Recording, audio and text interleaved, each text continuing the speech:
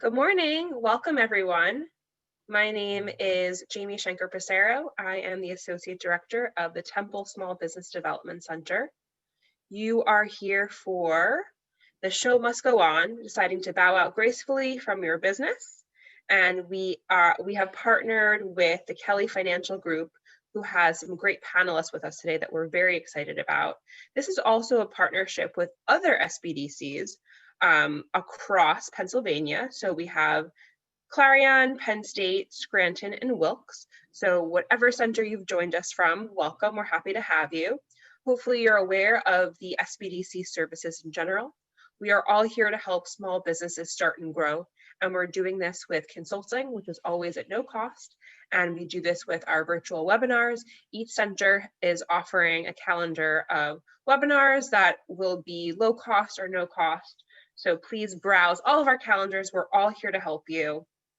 And with our consulting, we are doing things, at least in our office, and I imagine with the other offices, we're doing things virtually. So consulting over the phone and via Zoom. And this is regardless of your industry or really what stage you are in your business. We are here to help.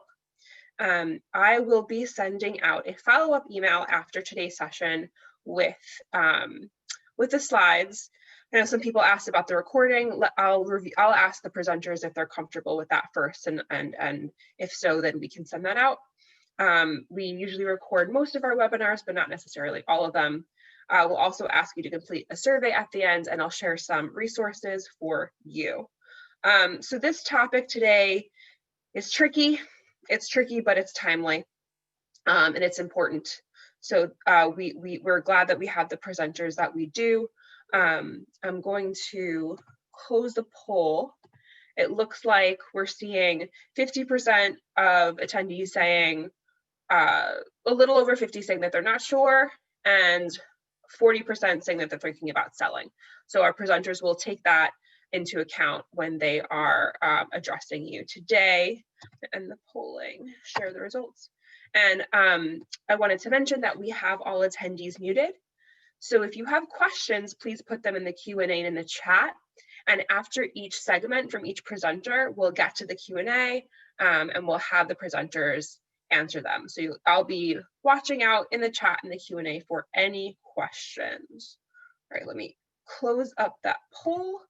And I am going to hand the floor over to Michael from the Kelley Financial Group. Again, thank you so much for working with us on this. We're really excited for the content today. Yeah, absolutely. And I want to thank you and thank the other panelists here and the folks that have attended. Hopefully you can get some good value from this. And like Jamie said, it's very timely. So first, I'm going to share my screen here with you so you can see some of the information and introduce everyone. Okay, Jamie, can you see the show must go on there? I see it. Okay. All right, so first off, we have Mr. Jerry Rishardi. He's going to go through some of the tax implications and things, some do's and don'ts and things to know about when you go to transition your business. Next, we're going to have Tracy Zimmer. She's going to speak on the legal aspects of the same thing with the transition. And then lastly, myself with the Kelley Financial Group, I'm going to go through some of the financial planning aspects to it in regards to, all right, now we're looking to retire or start the next chapter of our life. What does that look like financially for us? Okay. So with that, I'll turn it over to Jerry and he can get started on the tax portion.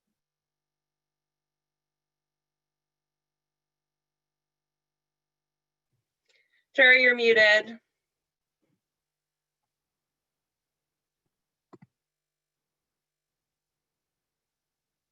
Here we go. Can everybody hear me now? Yes. All right. Good morning, everybody. Hope everybody's doing well. Based on that initial poll, it looks like there were a lot of unsure individuals, but it looked like there were quite a few interested in the selling aspect of the business. And in doing so, first off, part of my background, I'm a certified public accountant. I'm also a forensic auditor, certified fraud examiner, and a certified valuation analyst. Been in public accounting for over 20 years. I've done a lot of forensic work. I've done a lot of litigation support. And through the years, seen a lot, whether buying, selling a business, working through bankruptcies, whatever the situations are. And each situation is certainly unique. But part of the success, if you will, successful businesses, successful individuals that have successfully sold their businesses, will say they've had one common denominator, and that's been organization. Both at the business level as well as the individual level. And when I say organization, it's very important that people have their business in order. Reporting is up to date as far as financial information, financial statements, showing a history of financials as well as a history of profitability goes a long way in selling the business. As you're building your business, it's also important to have a very strong personal, we'll say, portfolio in mind, as well as some liquidity, being able to finance your business. A lot of small businesses are not located on the S&P 500 or public. So a lot of times small business have to rely on the strength of their owners in financing and other aspects of their businesses. They're building their own portfolio, if you will. So having a strong, we'll say, personal financial statement, having a strong credit, personally. And the reason why I mentioned this is all building, we'll say, the building blocks of building a strong business and potentially to sell and get what it's worth down the road. It's also important as you're building your business that you end up separating your lines of businesses. So if you have a manufacturing company, for instance, you want to make sure that your equipment, your buildings are set up, from both the liability standpoint and taking care of also some tax strategies over the year. So it's important to get yourself a very good attorney. I always say that the three critical people as you're growing your business, whether it's from the start or continuing to, certainly your accountant, you need your attorney, you need a strong banker, and certainly we'll say an investment advisor along the way as well. So really the four lines, if you will. And once again, keeping those businesses straight, you need your consultants and your advisors to help you out as you're building your business. And once again, you're always looking at this structure, and it's not always easy in business when you're out on your own. You get the curveballs. You don't get a larger curveball than COVID this year, and seeing how the different businesses react and respond. And it was interesting that, I saw a lot of the polling showing selling of the business. And when you get in these environments, you have to be cautious. A lot of the business owners, depending on what industry they are, have been worn down, we'll say, during this COVID environment. And certainly it's taking a toll on the businesses, and it's, a lot of businesses are looking to sell. Well, the one thing you have to be careful of is you're not selling at a low point as well, and not just out of frustration. So that certainly, comes into play. So it comes down to also understanding the value of your business and where you are in your cycle. And ideally, a business is sold like a stock, I guess you could say, that you'd like to sell it on the upside and not necessarily on the downside, creating more of a seller's market. And then sometimes it becomes difficult as a business owner to do that, because you have what's called seller's remorse sometimes when you sell something and you feel you're giving up on it too quickly, or you could have made more money. But those are all items that go into play as part of looking to sell your business. And sometimes you have to be honest with yourself as to reasons why you would exit a business. And it could be that you have no succession plan in place. It could be that that you feel like you don't have the drive anymore as an owner or owners. It could be other reasons that maybe you've brought on some partners over the years that has created a stressful environment, and sometimes just not worth going into those situations. And like I said, over the years, I've done a number of valuations for businesses, and they could be for any reasons, from the buy-sell agreement that is, part of the operating agreement of the entity, where the owners have an option to literally buy or sell their shares at predetermined prices or other parameters given as part of it. Certainly divorce is very common, and in the litigation world, if there's a business involved, certainly evaluation needs to come into play. There's also other reasons for selling the business, and just from the standpoint of the owner may just want to exit. So some of the items that go into play, and once again, it goes back to those building blocks that I had said, as far as making sure that you're organized, the records are maintained. You look at your different lines of businesses, you make sure that you're listening to your advisors over the years. Depending on the business, you could be looking at appraisals of the land, the building. You could be looking at appraisals of the equipment. And certainly then there is the general appraisal of the business, and depending on what type of business, other factors come into play, whether you're selling the business based on a multiple of revenues, whether you're selling it on a multiple of EBITDA is very common, earnings before interest, depreciation, taxes, and amortization, better known as cash flow in a business. If there's a like business that's out there, you would look at that as well. But there are a lot of reasons. You said that the business valuation would be needed. Some owners like to know where their business stands a year to year as far as trend analysis. And once again, there's formal valuations and informal valuations, we'll say, as far as the contents. But if you're looking to sell your business, a lot of owners will ask, well, Jerry, what do you think my business is worth? My tax situation, my business situation, and they ask for what I believe is fair value for their business. And like I said, many small businesses, there's not an open market to go to, and as far as an index and say, well, it's worth X amount of dollars per share.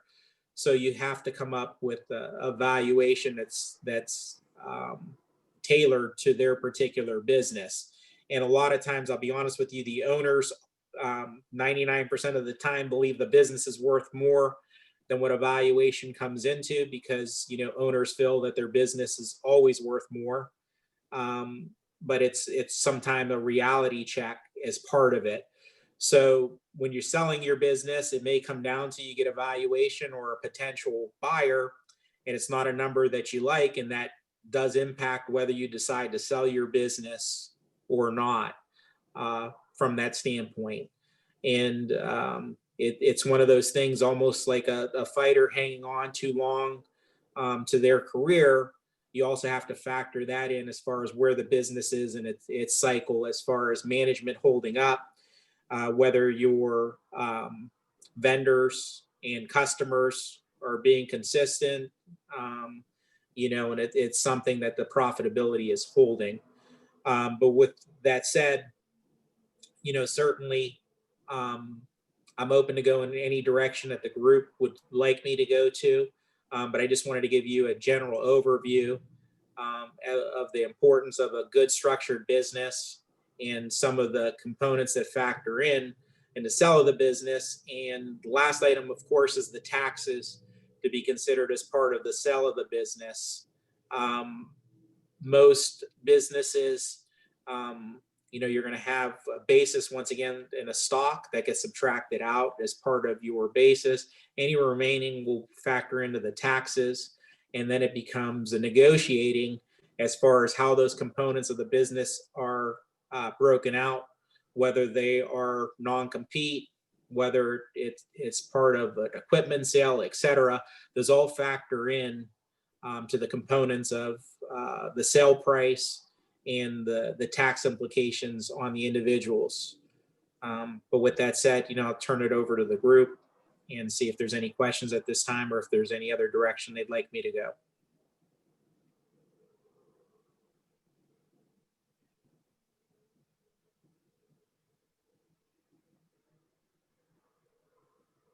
don't see any questions in the chat or Q&A yet, Okay. but just all the attendees can remember to feel free to put any that you have in either place.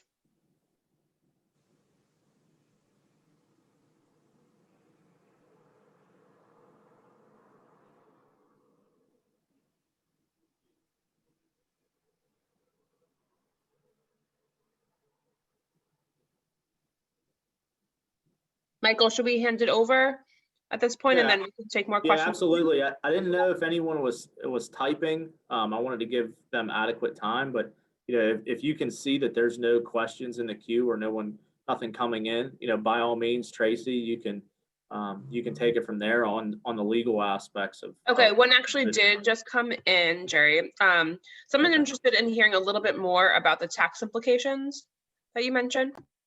Certainly. So as far as the tax implications, depending on how the deal is structured, and it becomes important as far as, we'll say, a purchase price allocation, as far as, so for instance, if it is structured where there is a non-compete component part of the sale price, that becomes ordinary income, which means that higher tax rates to the seller.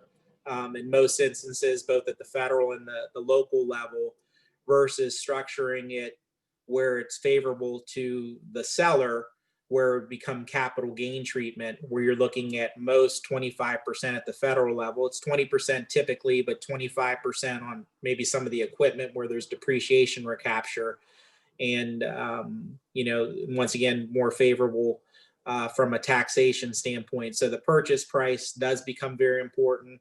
And actually, a couple of attorneys had left me a message this morning, which I have to get back to. And they were going over, one of my clients is looking to sell a manufacturing business, and how to do the allocation of the assets and the non-compete and the consulting agreement going forward.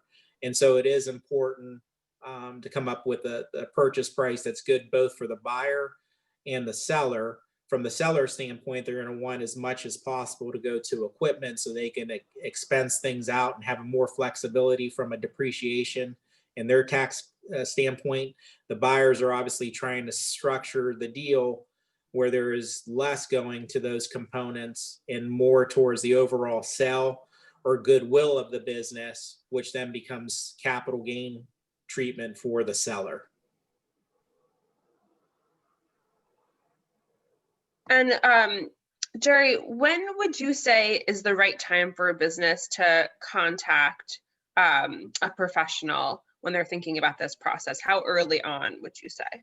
Honestly, at least 6 months prior, and for the reasons of being able to look at those records to make sure that there is a 3 to 5 year track record, the very least, and then the buyer getting an idea of what that value would be and what they're selling, and then making sure that it's a good fit for the seller, if you will, and seeing what the exit strategy would be for the seller, whether they'd be willing to stay on in some capacity, which is oftentimes asked in a small business situation where they're selling their business.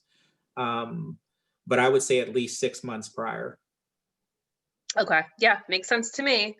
Okay, we have two good questions that just came into the Q&A. Someone asked, it seems like getting a second opinion on valuation would make sense, kind of like a second opinion from a doctor. Thoughts? That's very true. And I'll be honest with you, that's a lot more common in a litigation standpoint. Whether it's a divorce litigation or business litigation, both sides typically engage different valuators. And then I'll be honest with you, the valuators typically get together and try to agree as to the different methods and the values. But certainly, especially when, in a lot of cases, the seller of a business, that is their majority asset. It's almost like selling a home. But yes, I think it's prudent to get a second opinion from that standpoint. A good valuator, certainly open to that. and an experienced valuator, I oftentimes, I always say, here's the value that I come up with. You're more than happy to go out and get another opinion, if you will. But certainly it could be something of value to the seller as well as the buyer. Makes sense. Another question, do S Corps or LLCs have to have a going out of business sale if they need to close? Is that mandatory? There's no, in nonprofits, we'll say you have to liquidate the assets, if you will, because they have to go for a charitable reason.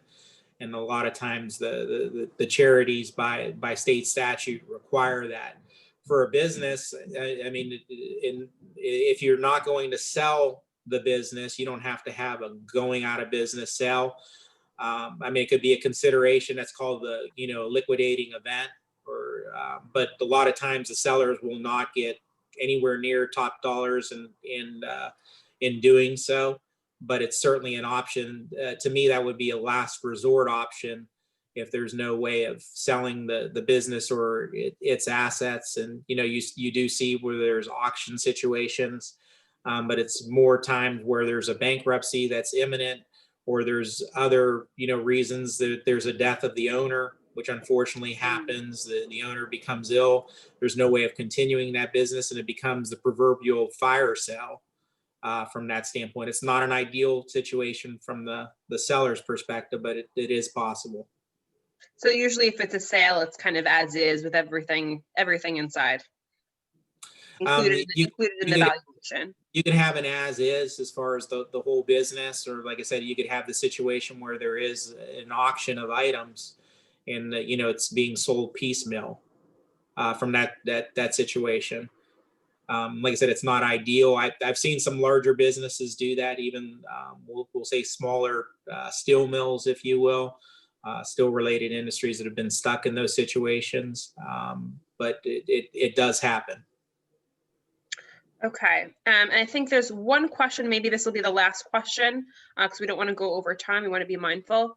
If a small business owner is looking to sell, is it fair to assume the seller should be willing to disclose everything related to the operation? Can or should anything be held back?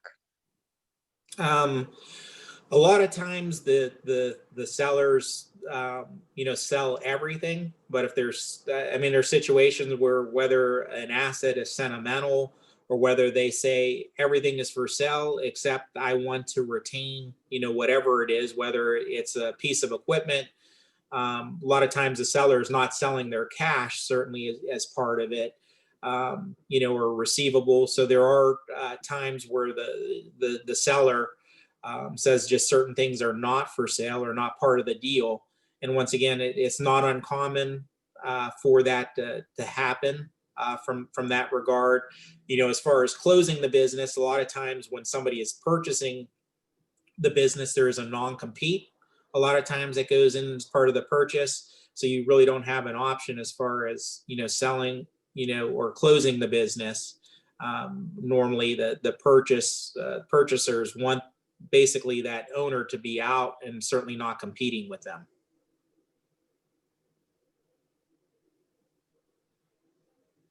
Great, thank you. What do you think, Michael? Should we move on to the next section and maybe absolutely. Yeah, Tracy, go ahead if you're ready. Okay. Can everyone see that? Yes. Perfect. So my name is Tracy Zimmer, and I am a business and estate attorney, and I have an office in the South Hills of Pittsburgh. I've helped numerous businesses, both on the buyer side and the seller side, with getting ready for sale, ultimately selling the business, and then sometimes with the issues associated with selling that business after the fact as well. So one of the things we're going to talk about today from the legal side of things is a very broad overview of kind of what does the sale of a business look like? What can you expect? What's the process and things like that? The first is, who are you selling your business to? There are many different ways that you can sell your business. Are you selling it to a key employee? Are you selling it to another business, or maybe merging with another business? Or is there a third party that's just coming in and buying it? Probably the most common are either a key employee or a family member is going to be purchasing the business, or a third party. And depending on who is buying that business, the process will change based off of that, just in my experience, because if you have a key employee, they may not need to know as much of the information because they might be the one that's generating a lot of the financial statements and things like that. I think a big thing too is, are you selling your entire business or just a percentage? The most common is selling the entire business, but if you do have that key employee or a family member, there is an option to sell a portion of it, and you either retain a 51% control or you take a minority interest and sell a big portion of your business to that key employee. The one thing I did want to touch on, and it really doesn't fit into any specific slide, so that's why I have it here, is does it include the sale of real estate?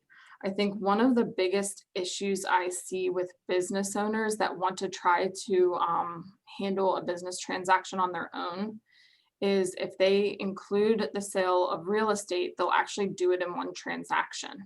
So they will sell the real estate and the actual business itself in one agreement. And I've seen it done before in an actual real estate contract, which I'm sure Jerry can attest that is a tax nightmare. It's a legal nightmare. And I've seen this more often than not. So I think that's just one thing to caution is if you do have real estate as part of your business, I would highly, highly recommend breaking it into two transactions. So actually having a commercial real estate sale and then also the asset purchase or stock purchase for the business.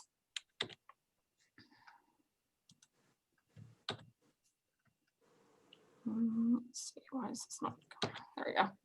I think one of the great things that you're getting today is a little bit of background from the main team that's typically a part of the sale of a business. And one thing that you will see, because I'm seeing with some of the things that Jerry talked about or stuff that I'll touch on as well, is that it's very intermingled between the attorney, the accountant, and the financial advisor when it comes to selling a business. There's a lot of things that overlap, and having that whole team in place is really important. And then depending on your business, the type of business that you have, what needs you have, you may be bringing other people in as well. You may have a business valuation expert, or a bank may be involved if the buyer is using a bank to finance it. And if you want to sell your business, but you don't actually have anyone to sell it to, then you would bring a business broker. A business broker is essentially someone that acts, it's almost like a realtor for businesses. So they would list your business for sale on their networks and then look for buyers for you for that deal. And then they would take a percentage similar to a realtor. So why do you need an attorney whenever you deal with selling your business? And in my experience, it's really not, I've done this many, many times. Other attorneys have done this many times. Most business owners, they sell one business their entire life. So you kind of don't know what you don't know, I think is the thing to point out there.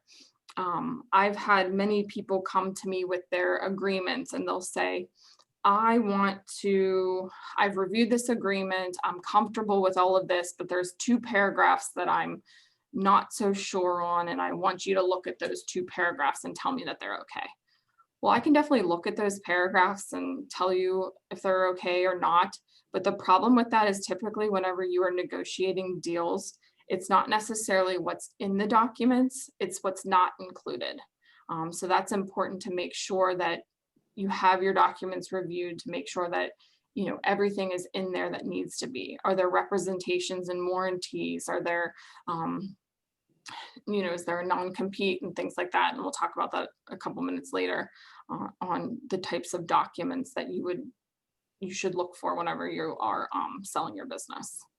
So another thing that the attorney and your accountant will help with is the negotiations. What Jerry pointed out with the allocation of the purchase price, that is definitely really, really important. And I think it's something that most The buyers and sellers usually don't try to allocate that purchase price until the last minute. And it's really one of the first things they should be looking at, because like Jerry said, there's tax consequences. If you say so much of the purchase price goes towards either goodwill or non-compete versus tangible assets or intangible assets, typically, if you put it towards one, it's more beneficial for the seller. And then if you put it towards another one, it's more beneficial for the buyer. So then you actually have a negotiation over what does that look like? Because your taxes could be pretty significant if you have it one way or another. I recently reviewed a contract. Client was selling an $800,000 business, and all of it was allocated minus like $10,000 for the benefit of the seller. And they were thinking, oh, well, they probably weren't going to get an attorney, so then we'll have this tax benefit and it'll help us. And we're actually then getting more from the purchase price. And that was the first thing that I pointed out when I reviewed the agreement was, we need to negotiate this because this is really detrimental to you, and you're actually, it's going to hurt you from a tax standpoint.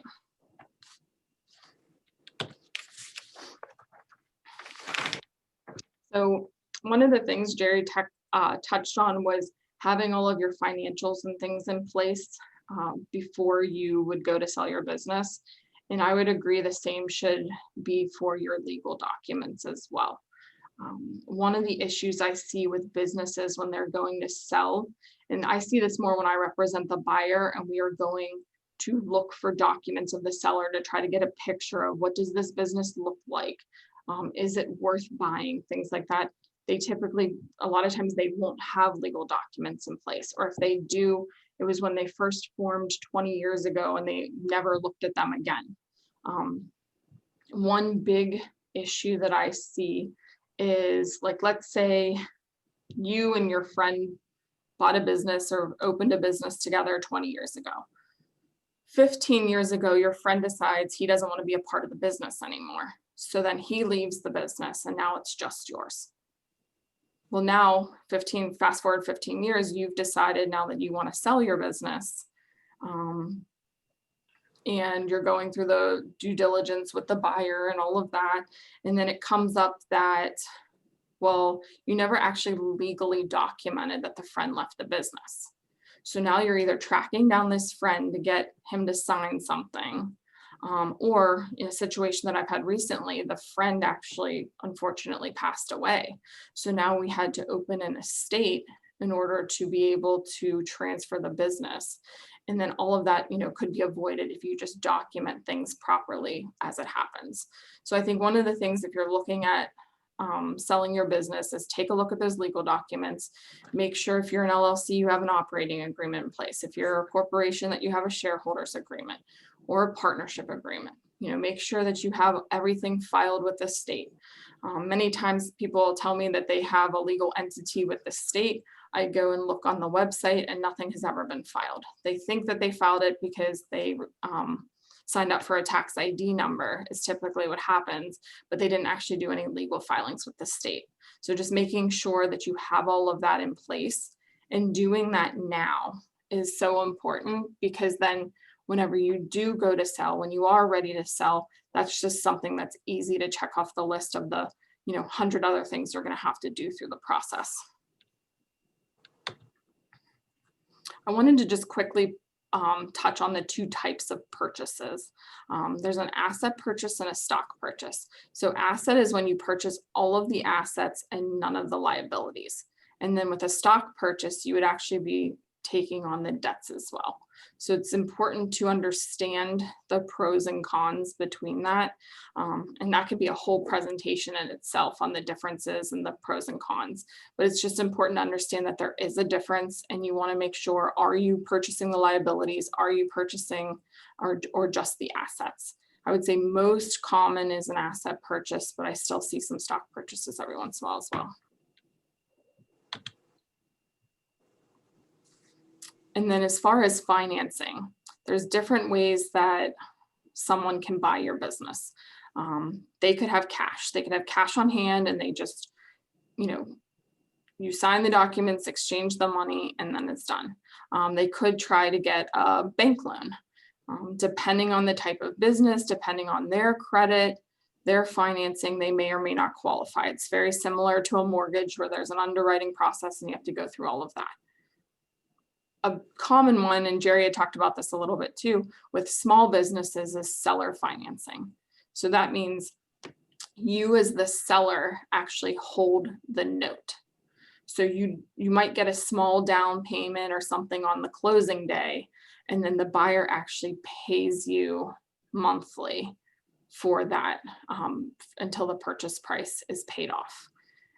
That can be structured many different ways. There's things that you can do to protect yourself as far as still having some sort of like your hands in the business a little bit to make sure that should they stop paying, should they not want to, not be able to pay anymore, what happens? Because the last thing you want is for your buyer to stop paying you and then also run the business into the ground, because then you don't have anything. So having those, terms in place in the agreement to make sure that you're protected is important. And then there's also, you can do earnouts and things like that, where you, the value is based off of kind of future earnings and things like that. So just really quickly, the couple legal documents that would start the business or start the asset purchase sale or the stock purchase sale. The first is the letter of intent. It's not binding, but it's kind of like your offer letter. Think of it as the offer letter. It starts the process and it puts the terms on paper to make sure that you're at least both somewhat on the same page. It's kind of where you most of the negotiation occurs at that point. Then you go through due diligence, and that's where the buyer can request a bunch of information from the seller about the business. So they can request those legal filings, the operating agreements, financial statements, tax returns, a list of inventory, HR policies, a list of lawsuits that you've had in the past and things like that. And that's what gives the buyer the opportunity to say, yes, I do want to buy this business. So having all of this stuff kind of already in place helps with that process. So then you're not then trying to create documents so that the buyer, feels comfortable buying the business. And then once you get through the due diligence period and you start, you both agree that you are moving forward with the transaction, then you put together all the formal purchase agreement documents. So there's typically a purchase agreement, and then there's a bunch of documents that go with it. There could be a note if you're seller financing it. There could be a bill of sale, things like that. Once all of those documents are complete, everybody agrees on the terms, then you move forward to a closing. And the closing is just like a real estate closing, where you sign everything and transfer the business. So this is the last part here is there's many different things that can happen with your business as well. So one of the things that you will negotiate is what happens after the business is sold. Are you just done? Do you walk away, move to Florida, sit on the beach for the rest of the time? Or that's one very common option. The other common option is that you actually stay a part of the business for a period of time. So you would have an employee agreement, you would stay on, kind of help the new owner start running the business. You see that a lot with the service industries, because the service industries you need that relationship and things like that to start introducing the new buyer to your customers and clients and things like that. One of the hardest things that I've seen for business owners when they stay on is they treat it still like their baby, and they need to let go at that point. I think that's a big thing, is you need to be comfortable letting go, letting the new buyer try things. There's going to be new ideas, things like that. So that's very important. If you do just walk away from the business, most times you're going to be required to sign a non-compete. So you essentially cannot just create your business somewhere else. If you're selling it, you're done. You can negotiate that. Like if you have a side business or something that you would want to keep running, you can definitely do that. But I think that's all I have as far as the slides. So does anybody have any questions? Okay, I have I have a few questions in the Q&A, and just as a reminder, that is a good place to put them to the attendees. Quick question, how can you check to see if you were filed with the state? So there's actually, if you go on it's the Corporation Bureau's website.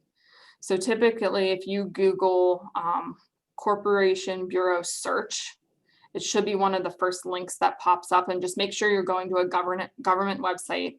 And So then it says .gov at the end. yes. And I can, when Michael talks, I can put it in the chat. I can look at the link and put it in the chat. But you should never pay to see your search. That's the big thing. You should never pay for any of these things. If you need actual documents, you might have to pay for a copy, but to actually search your name. So if you're on a site that's asking for money, then you're on the wrong site. Good tip. What is the benefit to the seller to finance the sale? Typically the biggest benefit is because that's the only way they're going to be able to sell the business, to be honest. The most ideal would be to get a bank to finance it. But if you have an employee that doesn't have great credit, or this business is a lot of money and a bank's not going to loan that much money to somebody, it may be your only option. And that's the reason why it's a benefit, is because it truly is sometimes the only option. I have seen deals too where the bank will finance a portion and then you will finance the rest, but the bank's always going to be required to get paid first. So your bank's going to be the one that gets all the payments. So you might have a 10-year bank loan, so then you're not going to receive any payments from the seller for the back portion until that bank loan's paid off. Great point. And I will also just add that a lot of SBDCs have relationships with local lending institutions, and have insight, our consultants have insight into what banks might be amenable to that type of lending. So you can reach out to your local SBDC if those are some questions that you have. Okay. Some brokers require an offer in the LOI without seeing any financial statements. The financial statements provided in the due diligence are needed to consider what the offer should be. Is this typical? What would you recommend if your client faces this? I would say it's definitely typical with a business broker, because I think they're looking for people that are serious. So they don't want to go through the time and go through the financials for someone that's not really serious about this. So I would try to do as much, maybe talk to your accountant, try to do as much due diligence as you possibly can in that interim to do the offer letter. But then the key is during that due diligence period, you can walk away at any time, and you can always renegotiate too. So let's say you offer $500,000 for a business, and then through the financial statements, it said, there's no way that would be worth it for you, then you can always renegotiate at that point. And I would say business brokers are, similar to realtors. They're trying to get the best cost for the seller, but they're still trying to sell the business. So I don't know if Jerry has seen this with business brokers or not, but they're typically pretty good, I'd say, with how they're priced. They're not outrageous, I guess. And you might be able to lower it $100,000, but I haven't seen ones yet. I'm sure it's been out there, but I haven't seen ones that are $500,000 over what they should be or anything like that. Someone would like to know, can you comment on selling to a competitor? And what if the deal falls through and then they know more about your company? So that is definitely a tricky situation, because you do have them sign. Typically, you would have them sign a non-disclosure agreement so that you disclose this information to them. It's typically within the policies and procedures. And if you have any intellectual property, I always tell my clients, try to not share as much of that as long as possible until you know that they're pretty serious that it's going to be moving forward. Because as much as you have them sign an NDA, it doesn't mean that they can't learn what you're doing and then just go implement it themselves too. Right. It depends on what information it is. It's kind of like you can't unsee something, but if it's a matter of using a particular thing, that's more easily controlled. Yes. Okay, we have a question, typical business broker rates. Honestly, I'm not 100% sure. I think it's usually a couple percent. Michael, Jerry, If it's general business, I've seen anywhere from, I'll be honest with you, 1 to 10%. Selling accounting practices, it's typically the broker fees normally 10%. But I've seen anywhere in between there, depending on whether it's manufacturing company, whether it's, professional services. It all depends on the industry, but I've seen a wide range. so industry specific, and is that just because certain industries are more work? I think so. And then I think, it becomes almost customary depending on the industry as far as what that broker fee is for a particular industry. So then you'll have a range that you've seen over the years, or talking to other clients, or seeing past sales as far as what's common for a particular industry. They said in the professional services, it's not uncommon. Like I said, the accounting practice, I'm very familiar with it being 10%. But to be honest, that'd be outrageous for a fee if it was, applied to like a manufacturing company or something like that. Some go with a flat fee, regardless of what the sale price is. Some go with, like I said, a percentage of commissions. Obviously, we're very familiar with the sale of homes, for instance. The 6-7%, somewhere in that range, depending. But depending on the particular industry, it does fluctuate in the sale of a business. That's good to know. And then this kind of ties into the question we had previously answered. If a large corporation that is also a major competitor is interested in buying you out, how do you deal with confidential information in the event that they back off and we're just fishing for info? How can you know if they are legitimately interested? I guess you can't, but maybe there are some tips to be more savvy with that. Yeah, I think the key is in that non-disclosure agreement, but like I said, it's hard because, Jamie, like you said, you can't unsee what you saw. But it's just making sure that then you try to track if they're using information that you gave them for their own benefit. I mean, there is legal recourse to that, but at that point, are you really going to go down? It's a hard case to prove. So are you really going to go down that path and pay all the legal fees? So I think that that's a hard spot. So just maybe disclosing financials, disclosing business documents, things like that, but really not showing them the inner workings of the business until they've put some money down and things like that. And I would imagine that the attorney that you retain will advise you on the specifics at that point. It's just say, this is what we have to show them, but we can hold off on this, this, and this until we get to a certain point, right? Yes, and you can negotiate that for every deal too. Like you can negotiate kind of the due diligence and what's disclosed and when. Yeah, that makes sense. Yeah, it seems like like the opinion of an attorney there and the advice and guidance of an attorney would be really crucial when those questions come up. Okay, do we have time? Michael, how are we doing on time? Do we have for 2 more? Yeah, we're okay as long as the rest of the panelists are okay. Okay.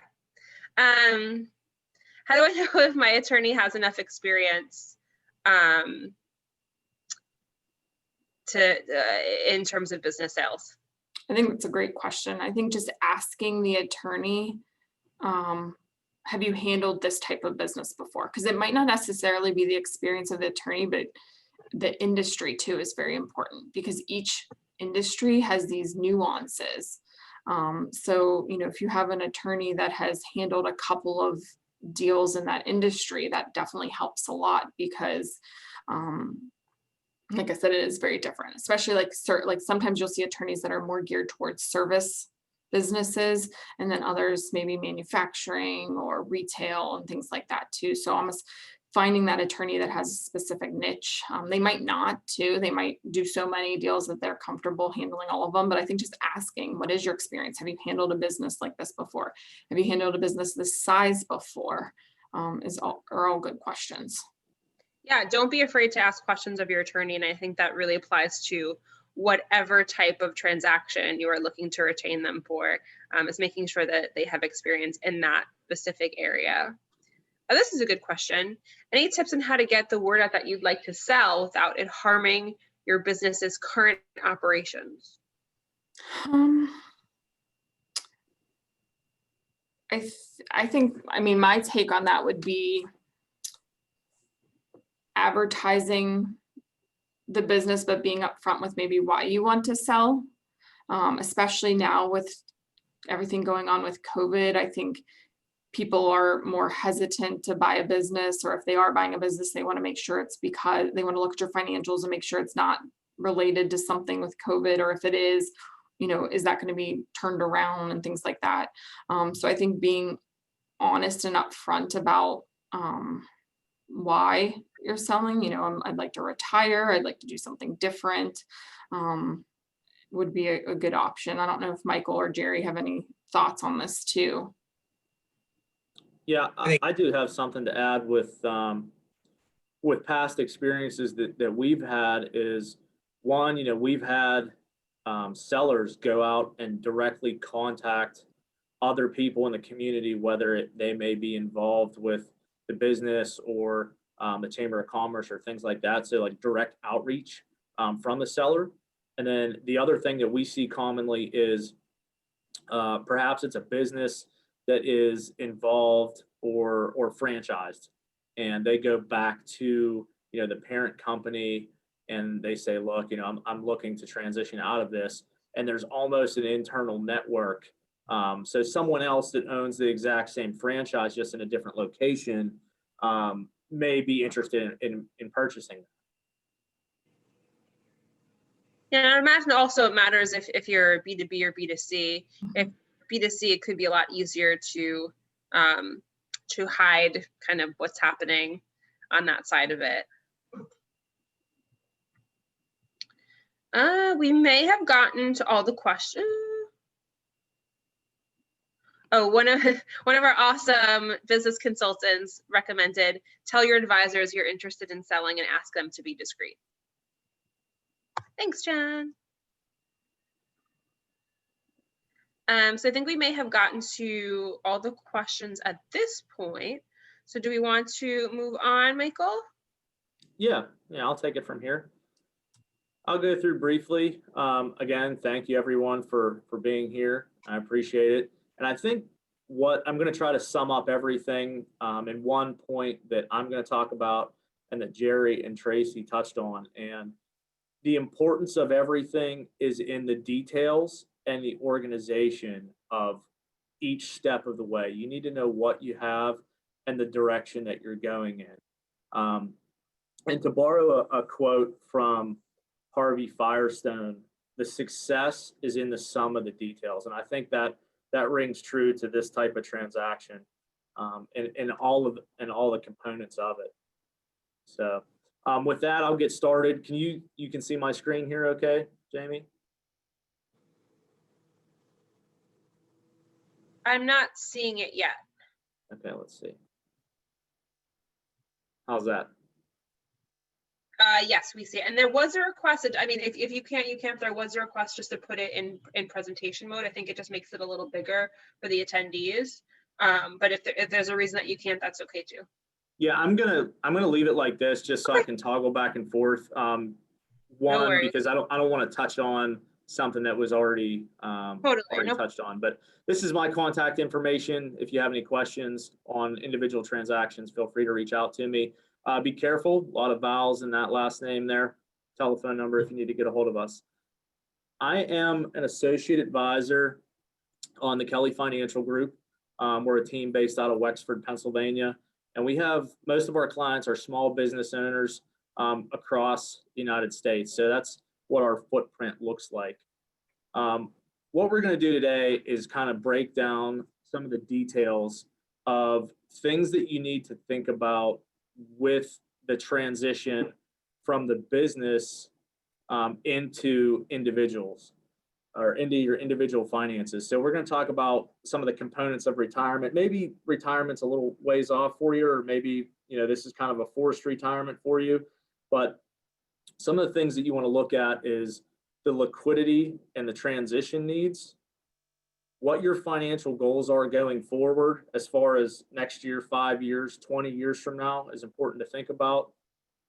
And knowing how much to spend in retirement and what a good withdrawal rate is so that you don't run out of funds later on in life. These last three components, navigating investment management, adapting to changes in legislation, and leaving a legacy, are more about the ongoing management of what your finances are. And we're going to touch on that as well. So first, with the liquidity and the transition needs, personal financial preparation prior to the sale. You need to know, what your goals are. How are you going to spend your time? Who's it going to be with? What are you going to be doing? And what's the financial impact of that? With the sale of the business, like Jerry said, there can be difference in evaluation. So knowing what your assets are going to play a key role in how you manage your lifestyle going forward. So having a good goal and a good purpose is the first step. Do I understand what my assets, my retirement accounts are, and are they optimized? Again, that organization piece. We see all the time clients leave retirement accounts all over the place. Oh, I have an IRA from 20 years ago. I haven't really looked at it. You need to get a good detailed list of everything so that you can prepare for the next step. This next piece on last contributions, I want to give you an example of someone that we worked with. And we worked very closely with their CPA in doing this. And again, it was to minimize some of the taxation prior to the sale of the business, is we were able to max fund some of their retirement accounts. And that was beneficial to them as far as minimizing the taxation during that sale of the business. So that's important to think about as well. And lastly, with the transition, you want to think about evaluating some of your household changes. A lot of times we see small business owners, they have different things run through the company. Perhaps your cell phone, your internet, your car, those things are run through the business. And you have to account for the fact that, now you're going to have something out of pocket that might come from a different bank account or be a different type of expense to you. That's something that a lot of times people overlook. Another thing that can fall in that category that is its own subject matter is healthcare and things with that. That's its own unique challenge, especially in our current environment. And the other thing to think about with transition is, do I need to make home repairs? Do I need to do anything prior to the sale of my business to get my home ready for retirement, right? So transitioning from the frame of mind of I'm a business owner and that's your financials to now personal financials. And we're going to go through some of the similarities with your balance statement, your cash flow statement, what your income and expenses look like. Okay.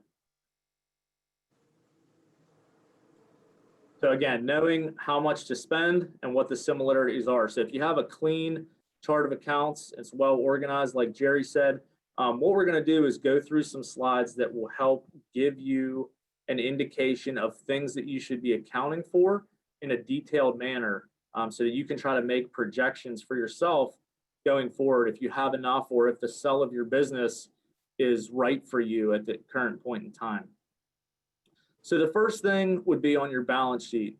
Come up with what your assets are, whether they're real estate, investment, or rental properties. Mineral rights might fit in there.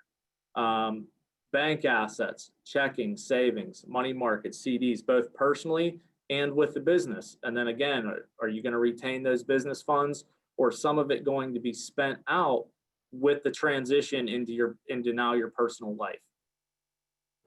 What investments do you have? Brokerage accounts, 401ks, some of the other particular IRA plans that are available to small business owners. Are you accounting for all of that? Again, have you maximized your contribution to minimize some of the taxation of it?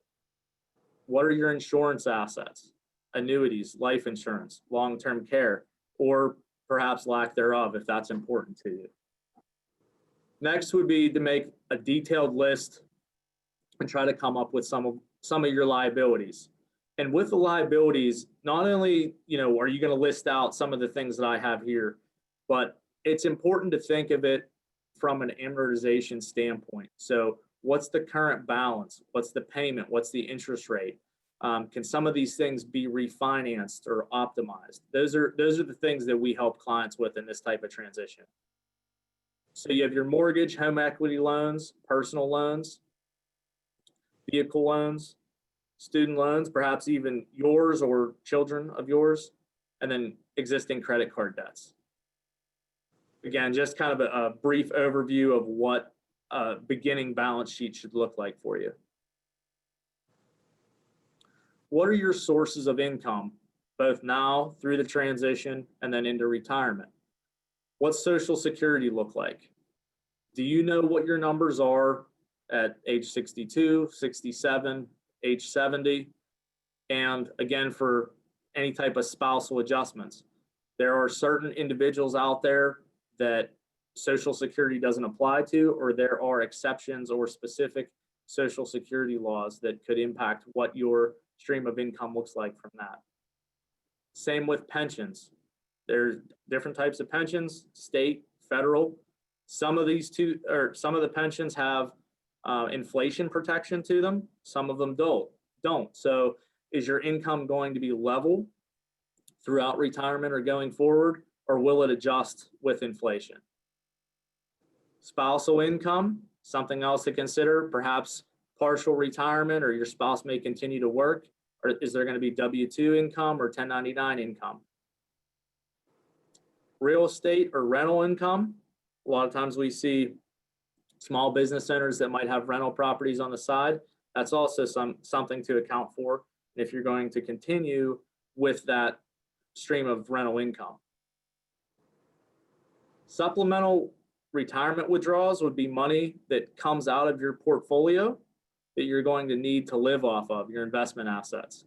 Now, there is an IRS regulation with required minimum distributions. Broadly, that says that you're going to have to take out a certain percentage out of your retirement accounts once you hit age 72 as of this year.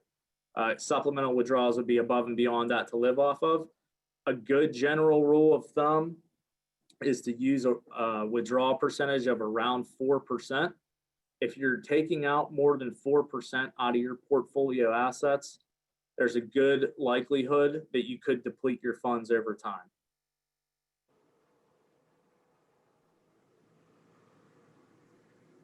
Next, we're going to talk about what some of your expenses are.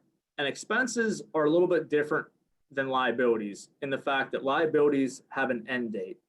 So your mortgage eventually will be gone. Be it insurance and property tax aren't, those are more of an expense. Okay, so liabilities typically have an end date. Good checklist for expenses. I kind of dropped them into categories for you to think about. Expenses dealing with housing, association fees, rents, utilities, internet, cable, phone, improvements that need to be done to the house, either now in that transition, or perhaps you need a new roof 10, 15 years from now. Let's make sure we account for that. And then maintenance and services. Things in maintenance and services could be grass cutting, snow removal, just general upkeep, things of that nature. Next area information would be food, groceries, and dining out, medical, premiums, prescriptions, treatments needed, transportation, expenses that go with fuel, maintenance, licensing, perhaps parking and tolls. Entertainment, and for those looking to get into retirement, you need to think about what your discretionary budget may be with hobbies, recreation, travel, and subscriptions. Personal types of expenses, clothing, household supplies, personal care, and memberships. And then last, oftentimes we see clients that overlook what taxes may be, both. Michael? Yes. Quickly, somebody was asking, is that total 4% for the year from an investment account or 4% per month? Per year, annually. Thank you. And the reason for that is a good, well-constructed, conservative portfolio over time can generate and replenish itself at that withdrawal rate. If, for instance, you're withdrawing a higher percentage than that, let's say 6, 8, 10%, you have to make up that percentage, if not more, to keep pace with not running out of money. So when we look to help individuals, we add up what their sources of income may be from that income slide. Again, Social Security and at what age, supplemental retirement withdrawals, rental income, and then portfolio income. And we'll go through, at the end of this, I'm going to overlay some complex calculations with our software that'll show you the decisions that you make today and the details that you account for, how they'll affect you and impact you down the road. Does that make sense to that person?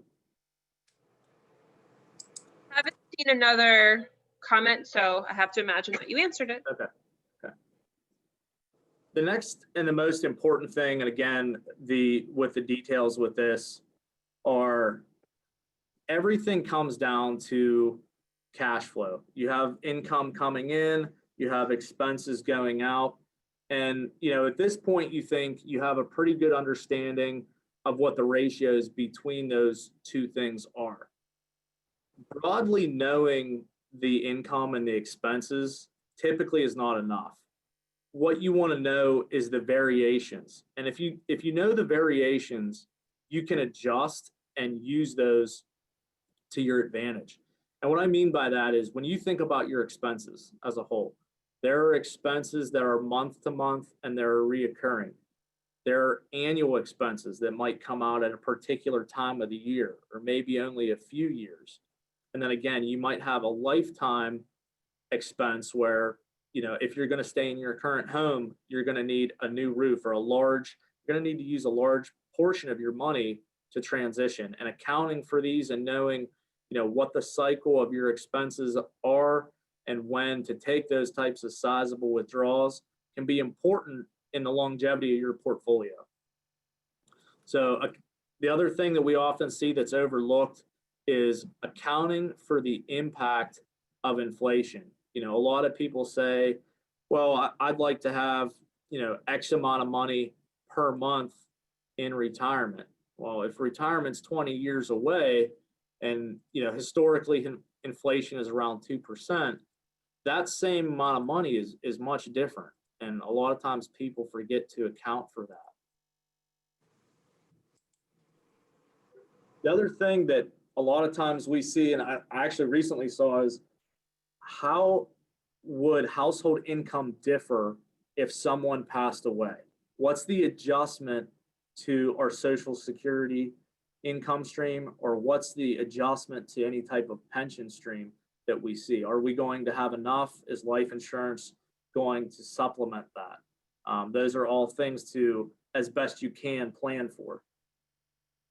And then again, the last portion that I talked about with the optimization and ongoing management of what your money is how do we adapt, to the ever-changing legislation and IRS code? This year specifically, we had the CARES Act, which changed things quite a bit. How do we adjust to, navigating through our investment management, making portfolio changes and when to do so based on current economic climate? And then again, if it's a goal of yours, how do we efficiently pass wealth to the next generation? So those are all things to consider and things that, we help people navigate through. What I'm going to do next is I want to just real briefly use a piece of our software to illustrate what some of these decisions can look like and how you make these decisions could impact you. So we use Wealth Vision as financial planning software. We have a client in here, Samuel and Samantha Sample. This is a plan that we use to test different things and use as a demo. And you can see all the different base facts that we could put in here for someone. Everything from assumptions of inflation and portfolio rate to business interests, insurance, income, and expenses. So we manually put in all of the raw data and adjust the assumptions to historical pieces. And then what we do is we'll go through here, and this may be the current scenario. This blue line may be Sam and Samantha, where they're accumulating their wealth. Sam owns a pizza shop, and Sam's going to sell his pizza shop hopefully at age 62. That's what he wants to do. And they know that they'd like to have roughly $100,000 every year throughout retirement to live off of. And that can be geographically. To some, it may be less, to some, it may be more, but this is, again, just an example. And we're going to go through some of the decisions that they make. And what we're showing here is their wealth accumulating until retirement, and then they're depleting their assets to live through retirement. This scenario does not account for real estate. This is just liquid assets. Okay. And what if, Sam's a few years out from the sale of his business, and right now his business is growing with inflation or around 2%, but the value of his business then grows at 4%. So Sam's business is worth more or less. How does that adjust his picture? So if we get good, clean numbers from an evaluation standpoint, we can help clients make projections as to the amount of wealth that they could pick up over time. The other thing that we often illustrate to clients is adjustment to living expenses. So maybe Sam and Samantha, instead of $100,000 a year, they want to live off of $120,000 a year, right? What would that do? You can see that's obviously too much. They're likely to run out of money at age 83 and 78, right? And in other scenarios, we can stress test Social Security, when to turn on Social Security, how to maximize that. And then also, instead of at age 62, what if we worked a few more years and then sold the business a few years later? What would that do to our picture? So instead of the sell of the business at age 62, we're going to sell it at age 67. And you can see with those current evaluations how this can help a small business owner make decisions for their future. Okay. One of the other things that we'll do is we'll make these types of comparisons with what's called a Monte Carlo simulation, or it's a fancy word for probabilities. What's the likelihood of, in an up market or a down market, me being able to hang on to my retirement goals? And this is going to take a minute because it's going to run 1,000 different randomly generated market trials. And you can see coming down through here, it'll give you a year by year. Now, obviously, this is a younger couple, but in above average markets, what their wealth would look like, and then in below average markets, what that impact looks like. And if you would fast forward that out till retirement, that range broadens out. So when you make, again, being that it's in the organization and in the details, knowing on a straight line that you think you're okay isn't enough. You want to be able to stress test this and know with inflation rates and down markets what those probabilities look like of you being able to reach your goals.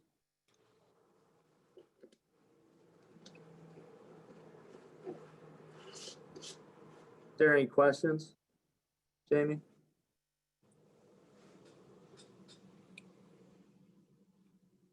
Not that I see right now.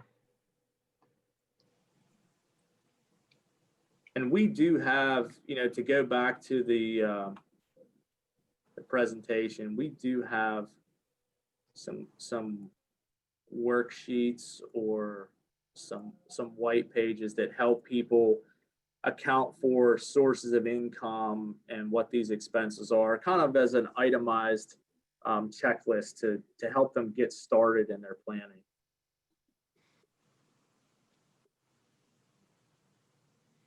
Excellent. People are liking the tool.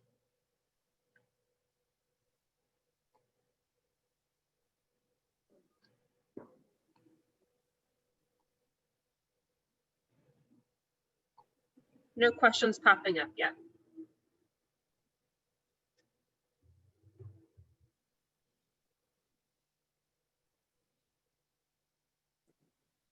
One of the other things that I'll touch on real briefly, because I'm working on a case right now where there's going to be a transition of business, is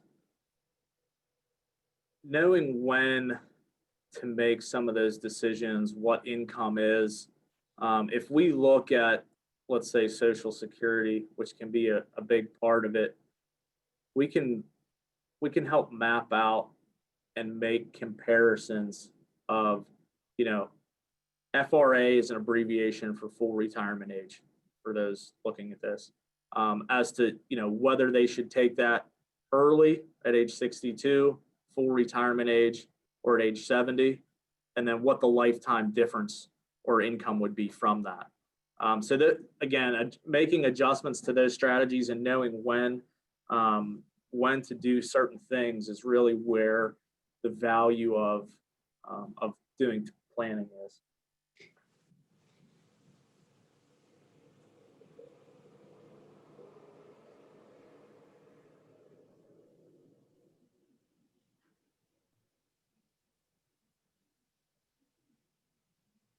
Okay, so are we looking for general Q&As, maybe for any of the panelists now? Michael, what do you say? Yeah, absolutely. If anybody has any follow-up questions for Jerry or Tracy or myself, we can certainly touch on that. Excellent. So in the meantime, while you're thinking of any last questions that you might have, because we are coming up to the hour-and-a-half mark, I am going to put in the chat box a survey. We'd really appreciate your feedback. It's also required by our funders, the Small Business Administration, to allow us to continue with our no-cost webinars. So I'm putting that right in there. And I will also put in a link to our resource page that we update on a regular basis that has helpful links, COVID-related resources, easy links to upcoming webinars, and a library of webinar recordings that we've done over the past 8 months. So I'm going to put that in